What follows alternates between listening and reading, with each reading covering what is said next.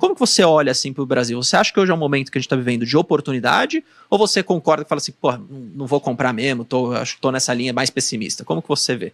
Cara, eu acho que é uma oportunidade até indo dos dois lados, tá? Quem gosta de renda fixa tem oportunidade, quem gosta de renda variável tem oportunidade. Tanto é que eu não tenho nem em caixa, não tenho dinheiro, porque eu tô comprando, caiu, eu compro, caiu, eu compro. Então, pra mim é uma oportunidade. Eu acho que tem empresas negociando a múltiplos baixos, tá? Mesmo após essa subidinha, algumas empresas subiram bem. Cara, BB Seguridade aí, sei lá, talvez 40% de alta. É all time high. E ainda deve pagar 10% de yield. Sim. Então, cara, 40% de alta e ainda vai pagar 10%, sabe? Então, eu acho que... E na renda fixa também. Eu não gosto de renda fixa. A única coisa que eu tenho em renda fixa é reserva de emergência, tá? E aí, quando tem caixa, deixa em caixa. Mas eu não gosto de renda fixa. Mas pra quem gosta, maravilha. E pra dinheiro que tem prazo, né? Ah, vou fazer uma viagem, vou comprar um carro, vou fazer... Aí você deixa em renda fixa, tá ótimo agora. Mas eu acho que a bolsa... Alguns ativos estão baratos, né? Não dá pra gente falar da bolsa no geral, porque tem ativos muito ruins lá dentro, mas algumas empresas estão baratas. É muito ruim e tá barato, porque realmente é muito ruim. Mas vai ficar mais barato. E vai ficar mais barato ainda, ou tem uma perspectiva, né? Que vai ficar cada vez pior e por isso que tá barato. E tem algumas coisas que, entre aspas, não são tão baratas assim, só que às vezes até você tem um pouco de margem. E eu sempre falo isso, até pegando a sua opinião, uma coisa que eu sempre falo pro pessoal que me acompanha, eu falo assim, se você estiver no começo da sua carteira, é mais importante que você aporte de forma consistente, que você cresça a sua carteira, do que você ficar fazendo caixa, esperando aquela queda, não sei, de 10%, de 20%. Porque pode demorar para acontecer.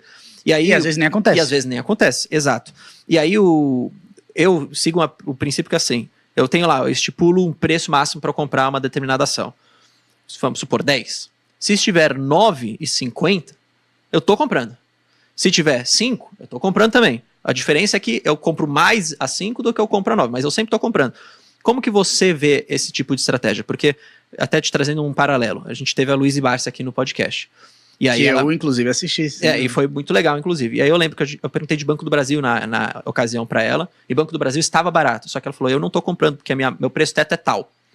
Eu quero mais margem de segurança. Aí o pessoal falou, opa, se ela não tá comprando, eu não vou comprar também. Só que os caras esquecem que ela já tem uma posição gigantesca e que ela não precisa mais comprar se ela quiser. Quanto deve ter caído de dividendo esse mês, né? Entendeu? E como que é a sua visão, assim, nesse sentido? Cara, eu trabalho com preço teto, tá? Eu montei uma carteira agora no canal, uma nova carteira, que é a carteira CVI, carteira Velho Investing, mas aí com a metodologia do Graham, então ações desvalorizadas e tal. Mas a minha carteira principal... Cara, é ali preço teto. Para as ações aqui no Brasil, preço teto. E com margem de segurança. Tá abaixo, preço teto eu compro. Claro que aquela que tá com maior margem de segurança eu vou dar prioridade. Mas eu sempre trabalho com preço teto. Legal. E aí, lembrando, né? Tem 2 preços tetos. Aí a pessoa também tem que ficar de olho. Porque tem o preço teto médio, que é aquele que você calcula levando em consideração a média dos dividendos pagos pela empresa. E também o preço teto projetivo. Então vai depender do ativo que você tá trabalhando ali, sabe? Nesse sentido, assim... Como que você escolhe qual tipo de preço teto você usa? Você faz os dois, olha para os dois? Ou determinada empresa você faz o projetivo, determinada você faz o médio? Como que você toma essa decisão? Olha, eu acho que depende. Por exemplo, o BB Seguridade. Eu não me recordo agora, mas se você for calcular o preço teto médio, ela já subiu, ela tá acima do preço teto médio. Mas, de acordo com o preço teto projetivo, tá abaixo. Então, por exemplo, se é uma empresa que você tem uma posição muito pequena em carteira, cara, não faz sentido você não aumentar a posição. Por quê? Porque agora... Ela subiu pra caramba. Mas 2025 ela deve pagar mais ou menos 10% de yield. E hoje negocia 9 vezes lucro. Mas, pra 2025, pelo que eu vi, negocia abaixo de 9, 8,8 talvez. E 2026, 8 vezes lucro. Então talvez pague ainda muito bem em 2025. E 2026 ainda pague mais que 2025. Então, assim, acho que vai depender do ativo, vai depender da estruturação da sua carteira. Pô, claro que o preço teto médio, ele é muito melhor, ele é mais seguro. Por quê? Porque não dá pra você contar só com uma projeção. A projeção não é garantia. Exato. Entendeu? Você não sabe quando eu falo pro pessoal direto. Quem tem empresa sabe o que eu tô falando. Você faz uma projeção de quanto você vai lucrar, mas você não tem certeza se você vai lucrar aquilo. A empresa é a mesma coisa em bolsa. Senão não seria uma projeção, né? Exatamente. Seria uma certeza, sei lá. Agora, se tem empresas que estão abaixo do preço teto médio, carteira, pô, vai nela, melhor. Entendi. Eu concordo com o que você falou. Acho que um caso interessante também de pensar assim de qual é o preço teto que você tem que usar, eu falo isso porque eu tenho um exemplo no meu canal que eu falo de Eletrobras. Tem uma tese muito otimista com a Eletrobras, em termos de dividendos, tá? E especialmente agora, depois do acordo que teve com o governo, eu acho que a Eletrobras tem um potencial de pagar mais de 10% já em 2025. Algo que talvez o pessoal não estava esperando. E aí eu falo, cara, se você olhar para o preço teto médio de Eletrobras, você vai pegar quando a empresa era uma estatal, puta, ineficiente, não pagava nada, claramente você não vai ter margem.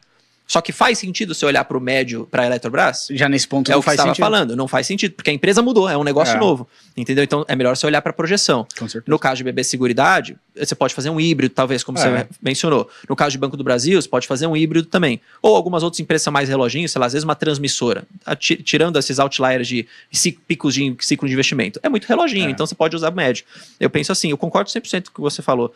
E eu acho, e aí pegando a sua opinião, o pessoal fica muito em dúvida, pô, mas eu olho para o preço teto ou eu olho para o preço-alvo dos analistas, né, que é, teoricamente, quanto que a empresa deveria valer na bolsa? Para mim, a empresa vale o quanto que ela tem capacidade de pagar de renda. Eu vejo dessa forma. Uhum.